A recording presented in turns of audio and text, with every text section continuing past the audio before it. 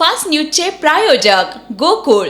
आ आ आई yes ब ब बदक क क कणीदार, ख ख खमंग.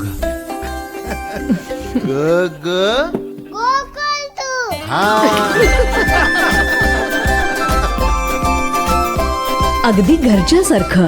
कणीदार, खमंग म्हणजेच गोकुळ तूप.